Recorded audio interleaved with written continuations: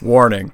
The following show contains opinions that viewers may find offensive, complete bullshit, or otherwise may disagree with. Accordingly, the producers of Mr. Justin Ashley must insist that those viewers understand not everyone feels the same way they do, and ask they chill the fuck out. Also, there's totally spoilers. You've been warned. With the upcoming release of Season 2 of Netflix's Daredevil series fast approaching, and the announcement that Season 2 would feature the Marvel antihero The Punisher, I felt now was one of the most opportune moments to take on one of my favorite superhero films. I am, of course, talking about the 2004 film The Punisher, based on the popular Marvel antihero of the same name. The film starred actor Thomas Jane as the antihero Frank Castle, better known as The Punisher, and John Travolta as the villain Howard Saint. The basic plot of The Punisher, for those who don't know, goes something like this. Thomas Jane plays an FBI undercover agent named Frank Castle. Castle is involved in an international arms bust that results in the death of Bobby Saint. Bobby Saint is the son of a powerful gangster named Howard Saint, played by John Travolta. Saint vows vengeance on Frank Castle and has him and his entire family executed. Castle miraculously survives and vows vengeance on Howard Saint. Using his military training and expertise from when he was in the Delta Force, Castle enacts vengeance upon Howard Saint by meticulously destroying his entire empire and literally burning it to the ground. So what do people think of this film? Well, to put it simply, they hate it. The film was almost universally panned by critics, touting a whole 29% on Rotten Tomatoes. Let's look at a few reviews to see what people thought. Well, Roger Ebert described the film as grim and cheerless. Jeff Otto of IGN stated he thought The Punisher was an example of a good story turned to crap. And Christian Toto of the Washington Times said the film shouldn't be this silly, even for a comic book movie. I, of course, have the opposite opinion. The Punisher is actually one of my favorite films based on a comic book. Returning back to that quote made by Mr. Toto about the film being too silly, let's look at what other comic book movies were out at that time. In 2004, we had Hellboy, Spider-Man 2, Catwoman, Blade Trinity, and The Punisher. In 2003, we had Daredevil, X-Men 2, Ang Lee's The Hulk, and The League of Extraordinary Gentlemen. Now, what separates The Punisher from all these other movies? Well, the rating. Of all the movies I just listed, only The Punisher and Blade Trinity were R-rated. The Punisher, much like the first Blade movie that came before it, was attempting a mature-rated comic book film that most other companies weren't making at the time. And that's part of what I like so much about this film. Just how dark and violent it is.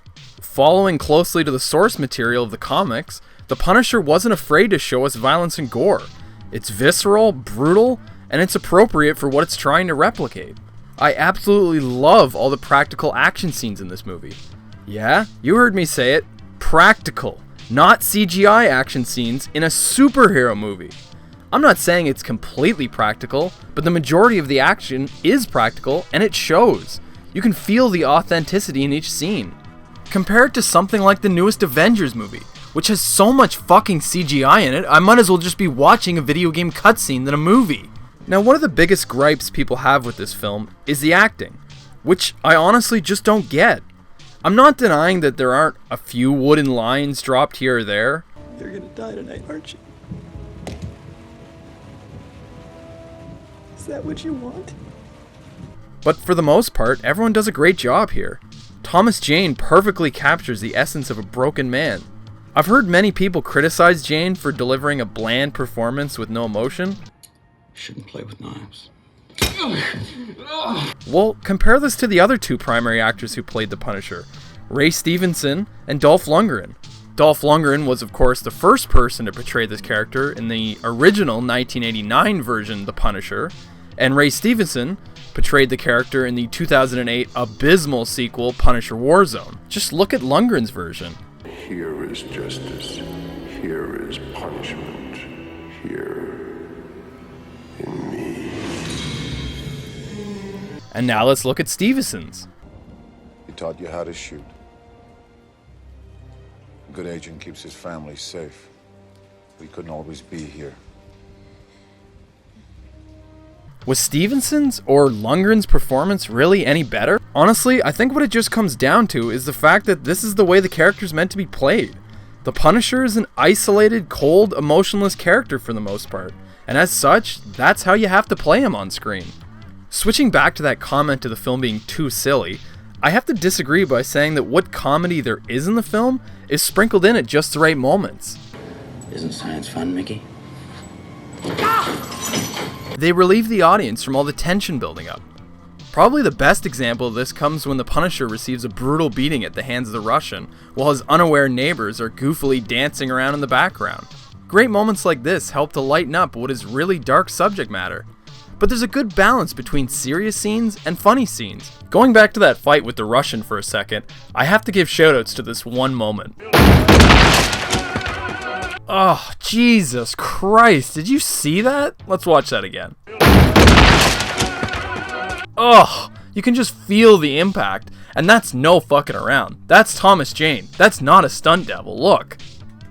Another thing that people seem to completely gloss over with this film is the fantastic score. Composed by Carlos Ciliato? I don't know, I'm probably butchering that. The score somehow perfectly captures that patriotic military feel, while also giving me the sense of redemption and rebirth.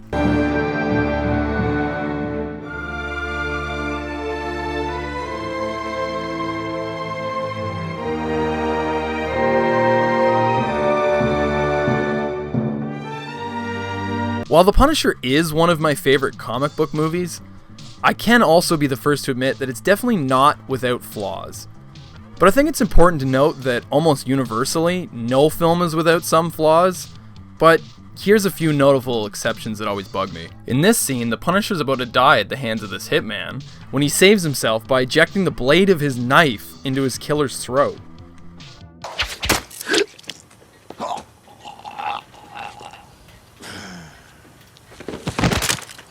The concept of the ejecting knife is just goofy, and the effect doesn't really film that well. Then there's this scene. Right at the end of the movie, the Punisher has defeated his enemy and is literally burning his empire to the ground when he detonates a series of explosions that burn the villain's cars to form the Punisher logo. Okay, 3 major gripes with this. 1, how would the Punisher have time to do this? That would take forever. 2, why would he bother? 3, how would he know what it would look like from an aerial view? And even then, who is he doing it for? On the ground level, it would just look like a bunch of exploding cars. So what the fuck was the purpose of this?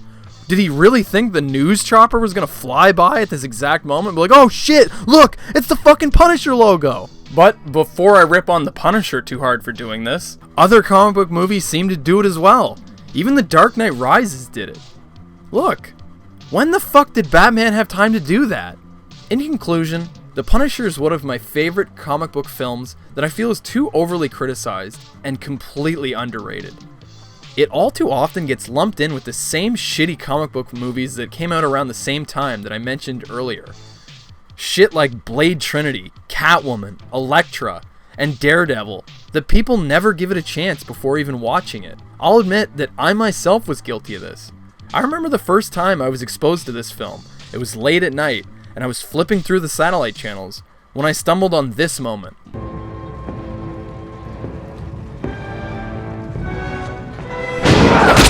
I was like, holy fuck! This is the Punisher movie that everyone said was shit? Unfortunately, this story doesn't have a happy ending.